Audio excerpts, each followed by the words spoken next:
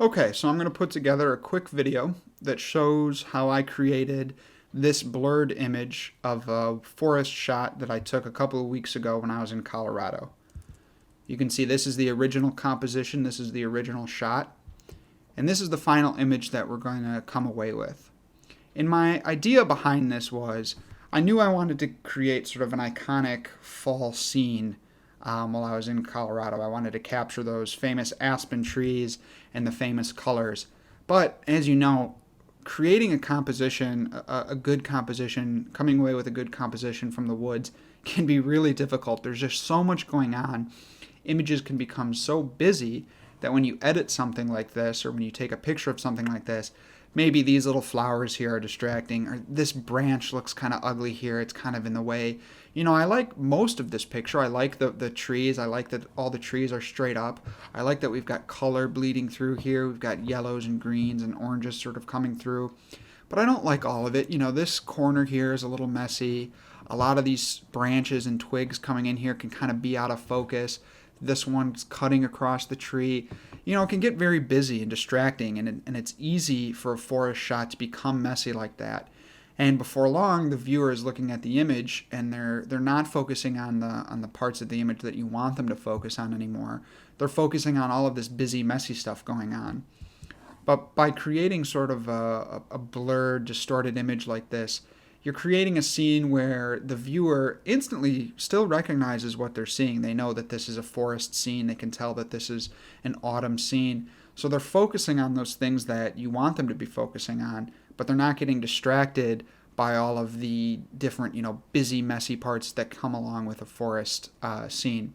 So obviously this is a big artistic take on an image. It's not a traditional edit. It's not traditional post-processing.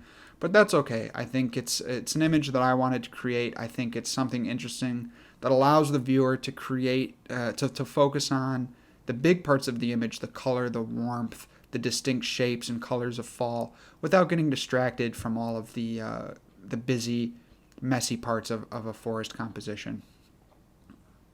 Okay, so let's get into the edit. Okay, so let's get started here in Lightroom. Lightroom's really where I start everything. That's where I always make the first few adjustments to an image before I bring it over to Photoshop. But more importantly than that, Lightroom is kind of what I use to keep everything organized. So it's where I import all of my images, categorize them. I'll make folders to kind of keep everything organized and categorized based off of location and date and things like that. And you'll also see that I'll star an image or I'll flag an image if it's something that I know I want to come back to later and edit. So it's really what I use to keep everything organized. I think it does a great job with that. But like I said, it's also where I start the first few steps of the development stage as well. So I'll come in here to the development module, start our processing.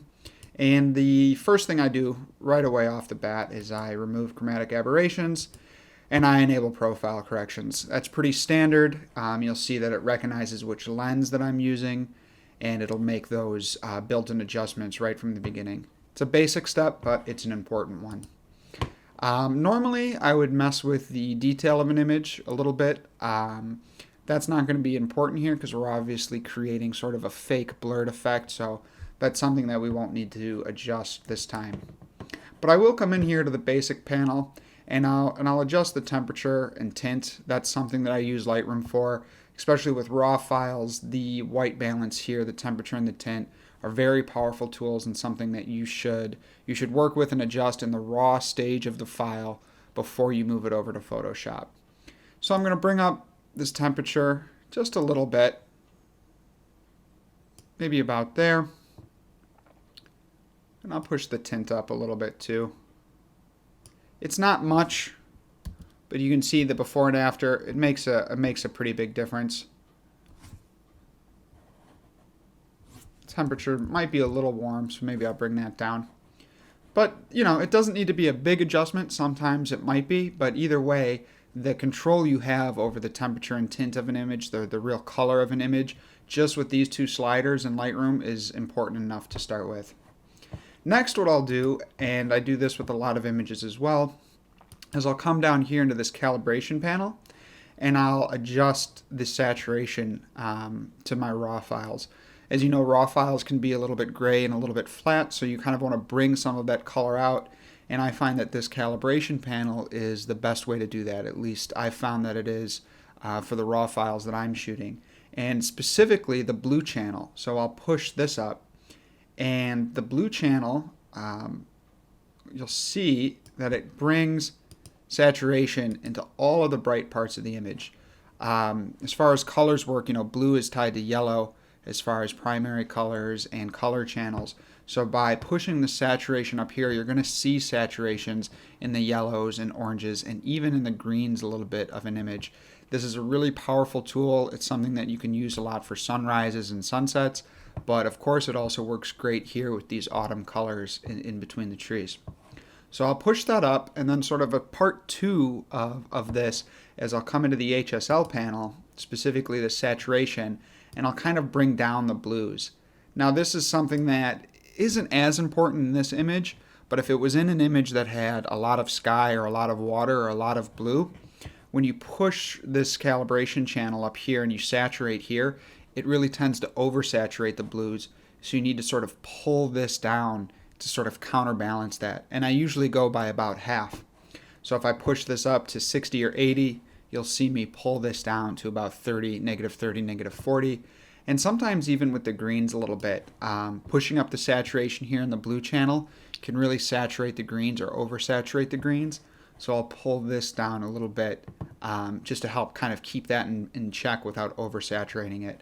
I really want to make sure what I'm looking at here is that the yellows and the oranges and those warm colors of the image are being saturated, but the blues, the blues back here in these darker parts and the greens aren't becoming oversaturated and looking too fake.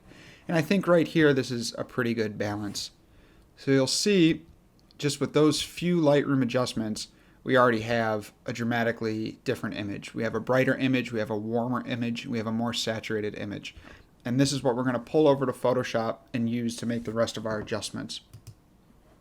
So I'm going to right click, I'll go Edit In, and I'm going to open as a smart object in Photoshop. Might take my computer a second.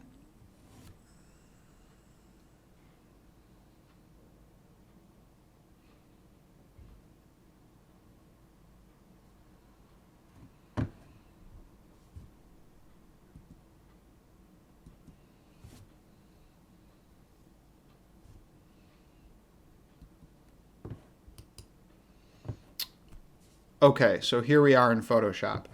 And the reason that I open as a smart object is because if you double click on this little icon in the bottom, it'll open up this sort of layover, which is it's called the camera raw layover. And you'll see that it actually saved all of the adjustments that we made in Lightroom. So the adjustments that we made to calibration, the adjustments that we made to the HSL panel, even the adjustments that we made to detail and the temperature and tint here, they're all saved. So I'm bringing that file, I'm saving the adjustments that I made in Lightroom and I'm pulling them into Photoshop. That way if I want to come in here later and adjust this a little bit more or a little bit less, I can click OK. It'll work through it and it'll bring those adjustments in here. So it saves everything that you're doing and it allows you as a smart object to go back and continue to tweak those adjustments you made. Maybe you push the temperature up and it looks good at the beginning, but after you're editing a picture for another 10-15 minutes, you decide it's too warm and you don't want to have to start all the way over, so you can open up this smart object, make that adjustment, and continue with your edit in a non-destructive way that allows your workflow to be smooth and continuous without having to start over. Now the next thing I'm going to do is I'm going to go into this Instamask panel, and I'm a big fan of masking, of luminosity masks. I think they're an essential part of post-processing in Photoshop, an essential part to sort of the way that modern post-processing is done. And you'll see me use them in almost every single one of my edits. I use this Instamask panel. It's from Jimmy McIntyre. He has got a great YouTube channel that I highly recommend, especially if you're new to luminosity masks. He's incredibly helpful. I know there's a lot of other ones out there that other people use. I think they're all pretty good. This is just the one that I came across first, and it's the one you'll see me use. And what I'm going to do is I'm going to create a mid-toned mask. So you'll see that this creates a mask that's selecting nearly the entire image. White is what's being selected, black is what's being, masked out or not selected. And this is selecting almost the entire image, but it is masking out some of the brightest parts and some of the darkest parts of the image. It's a mid-tone mask, so it's really grabbing the middle parts of the image here. Now obviously there's a lot of midtones here, so it's going to be a big selection, but a levels layer. So you can see what this does is it takes that mask, that midtones mask, and it puts it on top of a levels layer. So it allows me, but just to the part of the image that we have masked. So what I'm going to do is I'm going to use this to sort of make a contrast selection, to add contrast to the image. So what I'm doing is I'm using this levels layer to add, by pushing this levels layer like I'm adding contrast. You know what? I should. Okay, now we're in here in Photoshop, and Photoshop is where I'm going to pick up, and this is where a lot of the heavy post-processing takes place. I sort of start off in Lightroom, do my basic adjustments there, and then I shift over to Photoshop for all of the big heavy lifting, the major parts of the post-processing process.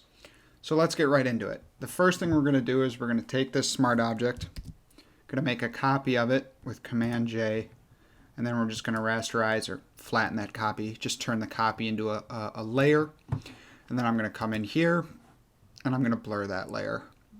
This is obviously the big artistic change of the image, and you want a motion blur. I want to select motion blur. You want this angle to be 90 degrees, which is what creates straight up and down. It looks really nice with the trees. And then the distance, the amount that you're blurring, will just depend on the specific image. Usually the closer an object is to the lens, the closer up you are, the more I'll blur something. So because these two trees here are pretty close, I blurred it quite a bit, 700.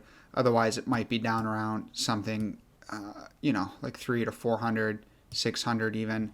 But this I think is still a little bit too choppy. So I blurred this at 700. I think that makes it nice and smooth. That's sort of what I'm going for. So I'll click OK. We've got our blurred image to start with. I'll label that right away. I really like to keep all of my layers labeled and categorized, because if I come back to work on this image again in a couple weeks or days or months or whatever, I can kind of keep everything in track of what I was working on. So the next thing I'm going to do is I'm going to use a series of adjustment layers and masks to further refine the image. Now I think luminosity masks are one of the most essential parts of post-processing. I use them in nearly all of my images, and there's a lot of different panels out there like these that you can add to Photoshop to help assist you with those masks. Now I use Instamask, that's created by Jimmy McIntyre. I think it's a really great panel add-on. He has pretty extensive tutorials on how to use it. I know there's some other ones out there. A lot of them are very good. This is just the one that I sort of found first and I learned with, so that's the one that you'll see me use. So I'm going to come in here to this mask panel, and what I'm going to do is I'm going to select M1, which is just a big midtones mask. And if you're not familiar with luminosity masks, I suggest you spend some time learning about them. They're very helpful. But at the highest level, what it does is it creates a mask based off of brightness values. So you can select very bright parts of the image, very dark parts of the image, mid-tone parts of the image. So here we're going for a mid-tone selection. So you can see white is what's selected, black is what's not selected, and you can see it selected most of the image. Obviously, if you look at the histogram, the mid-tones are the main part of the image here, so it selected almost all of it. That's fine, that's what I want. I'm going to throw it on a levels layer, and then I'm going to come into the levels layer, and I'm going to make a pretty strong contrast adjustment right out of the gate. So you can see what this is doing is I'm crunching this levels layer to create some contrast. I'll even label this mid-contrast, mid-tones contrast. And what this is doing is it's creating, that levels layer is creating pretty dramatic contrast, but the mask is keeping it just applied to the mid-tones. So if I turn that mask off, you can see how much more it affects the image. turn the mask on, you can see that it just affects the midtone parts of the image, which is what I want to start with. Okay, now next I'm going to focus on, so that was the midtones, now I'm going to focus on the darkest parts of the image and the bright parts of the image. So what I'm going to do next is I'm going to come into dodge and burn, which is sort of adding light and color based off of luminosity, and I'm going to go for the shadows.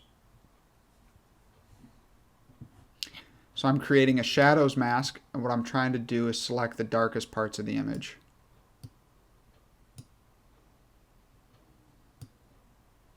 So you can see this is selecting a much smaller selection. I'll click OK. Takes a second.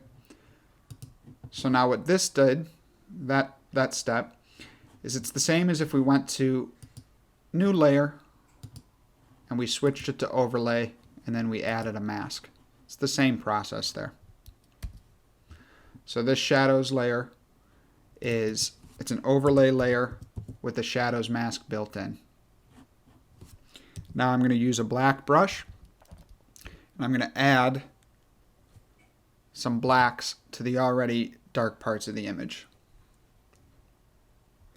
So you'll just see me painting this in.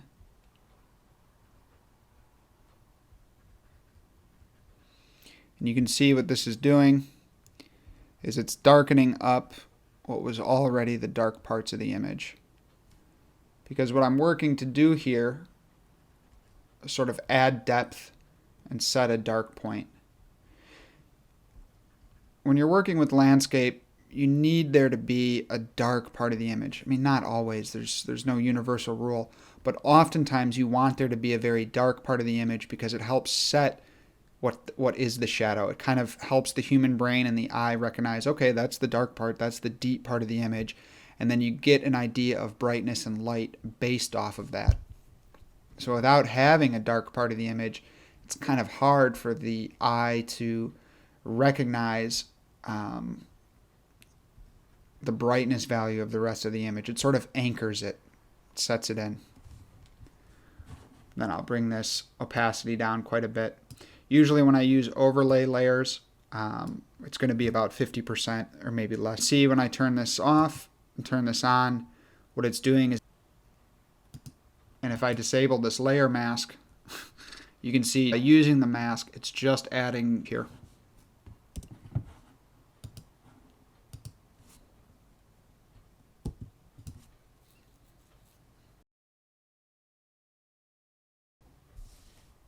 Okay. Now we're going to continue to use some layers and masks to adjust the bright parts of the image. And what I want to do here is I want to take these bright yellows that you see that are sort of popping through the trees and sort of bleeding through, and I want to emphasize that. I want to make them even brighter. I want to add even a little bit more yellow. But what I don't want to do is affect the white parts of the trees, the actual trunks. I want to keep those figures, that structure there. So I'm going to create a mask that affects this in sort of two steps. First thing I'm going to do is I'll come in here and I'm just going to grab a midtones layer.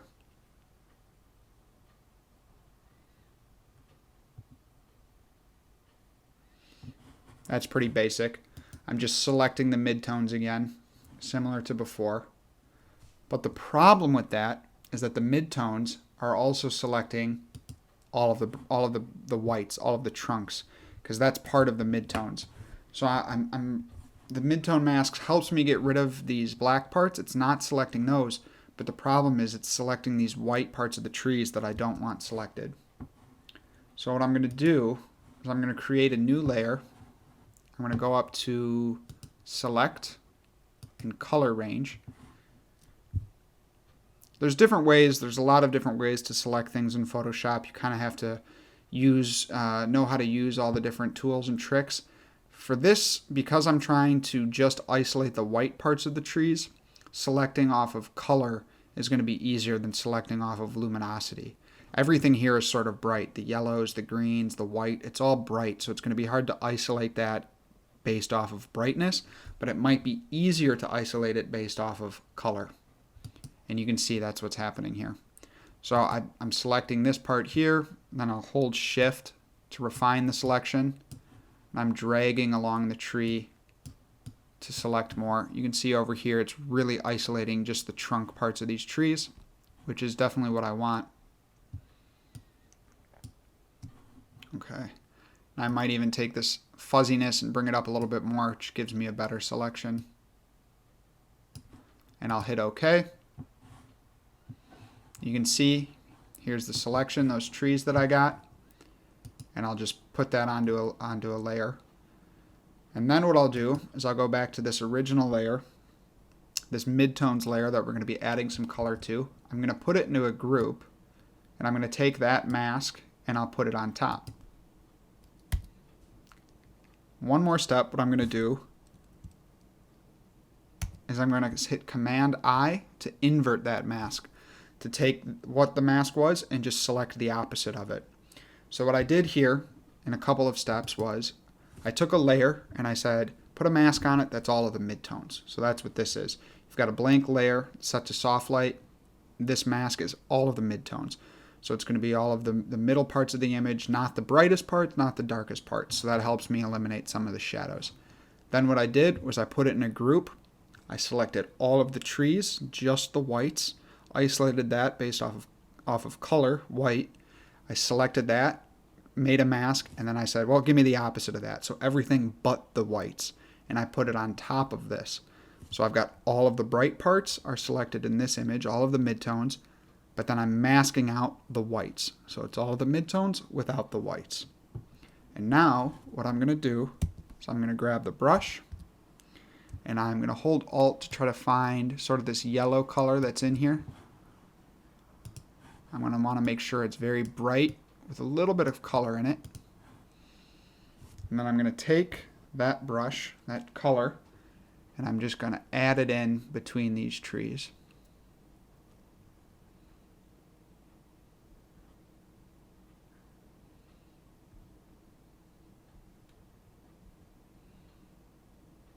I'm just sort of painting this in.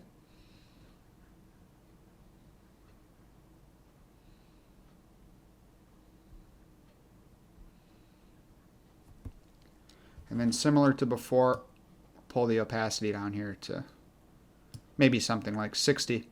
So you can see now this entire group, call this midtones color. And what that's doing is just bleeding through some of that yellow. So the parts of the forest here that are sort of catching the most light, most sun, I'm sort of emphasizing that and I'm making that color bleed through even more. And you can see if this mask isn't there, how it colors it right on top of the white.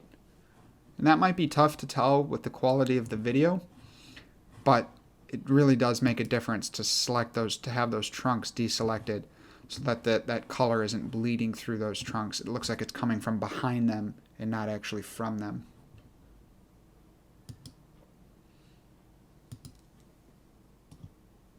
Okay, I'm going to save this again now. Okay, so now after I saved this, it brings it back over here into Lightroom. You can see this is the image that we saved. And I'll do a few final edits that I always sort of polish off in Lightroom. So I'll come back to Develop. And I'm going to go into this Effects, and I'll add a nice vignette. And all the vignette does is it kind of darkens around the outside, so it sort of pulls your eye in. And then I do two other things. I come in and I want to set the black point and I want to set the white point. So if you press J, it adds these little clipping triangles. And what those will do is it'll create this big ugly blue. If you push your blacks down too much, it creates this big ugly red if you push your whites up too much. So what it does is I'll push up the whites and I'll push down the blacks, but I'm trying to not see any of those cutoffs. And all it's saying is that if you go down too far, this blue means you've made this pure black. It's 100% black. So there's no data here. There's no information. It's just a pure black pixel. Sometimes you might want that to set the tone of your image, but usually it just means you've gone a little bit too far, I think, especially with the whites. So I'll bring these down a little bit.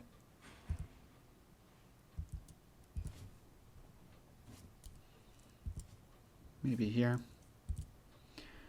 So I think this is pretty close to final. So through all of those steps, we went from here to here. And I think that's a pretty good image. It has a nice blur, but you can still tell instantly what the image is. It's very recognizable. You know that this is a wood scene, a forest scene. You can tell there's a lot of fall colors. You have the distinct shapes and colors and brightness. And that's what I was going for. I wanted something where you weren't focusing on all of the busy details of a forest, but you were really focusing on just sort of the bigger picture, the colors, the temperature, the big trees, without getting lost in all of the details of a composition. So I think that's a final image that I'd feel pretty comfortable with.